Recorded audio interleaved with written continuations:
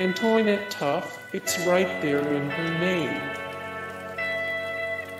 Antoinette Tuff, it's right there in her name. Raoul Wallenberg, Intimidator of Nazis.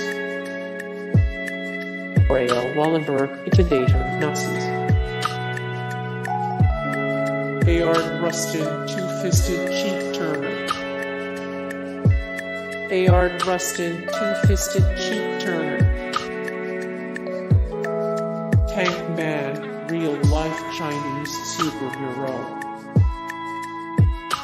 Tank Man, real-life Chinese superhero. Paul Rusesabagina, hotel manager vs. murdering Horde. This guy got his own movie too, and deserves a whole lot more, much of which, thankfully, he has received. The context of Paul Rusesabagina's tale is complex, so here's the short version. Take your favorite zombie apocalypse siege story, make it real life by having genocidal machete-wielding sociopaths stand in for zombies, and hole your heroes up in a posh hotel with no training or equipment that would help them fend off the murderous hordes. It would take a real badass to turn that situation around, and that's exactly what happened at the Hotel Mille Collines in Kigali, Rwanda, in 1994.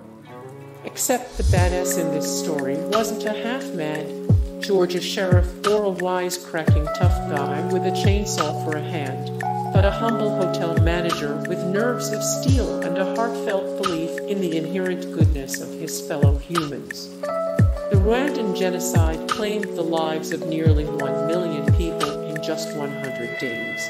When mobs and militias of ethnic Hutus, one of the two main tribal groups in the country, took up machetes and any other murder tools they could find and began slaughtering their Tutsi neighbors, the other main ethnic group of Rwanda en masse. This nightmare scenario involved atrocities from the darkest pages of horror fiction, including cannibalism and all sorts of medieval dismemberment, on top of the executions and persecutions you'd expect from a genocide. In the midst of all this horror, Rusesabagina, a Hutu himself, decided he just wasn't feeling the axe-swinging murder vibe, and chose instead to do whatever he could to save as many lives as possible.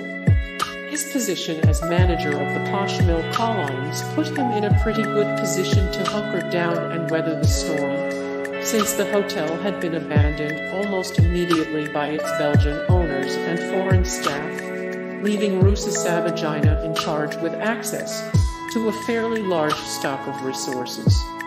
He immediately moved his family into the hotel and turned it into a place of refuge for Hutu and Tutsi alike.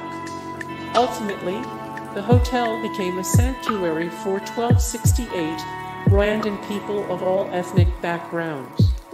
As one can imagine, the local murder horde bosses weren't too happy about this. But their constant threats of invasion, sending of assassins to roam the hallways, smashing of windows, and other terror tactics were no match for Rusesabagina's iron will, ability to inspire solidarity among the hotel denizens, and his two most effective weapons, a single working landline phone, and the hotel's stockpile of expensive French wine. When he wasn't bribing militia commanders with bottles of Burgundy and Bordeaux, Rusesabagina was on the phone to anyone who would listen and possibly help with the situation: the international press, the United Nations, the French Foreign Ministry, even the White House at one point. Yes, this lowly African hotel manager was able to call up the President of the US because he was just that awesome. Every time the militia moved into the hotel to make demands or issue threats or intimidate everyone by ransacking the place, Rusesabagina responded with firm tough love refusals to comply, standing his ground but refusing to raise a fist. The mob knew the whole world was watching them, and that knowledge combined with Rusesabagina's apparent fearlessness was enough to keep them at bay for 11 weeks. politics. This turned the Mill Collines Hotel into a tense, but ultimately safe, island of calm in a sea of degradation and atrocity. By the siege's end, all 268 people who'd sought refuge at the hotel walked out alive. Rusesabagina has since received numerous honors for his life-saving peaceful battery, including the U.S. Presidential Medal of Freedom. He remains an outspoken defender of universal human rights to this day.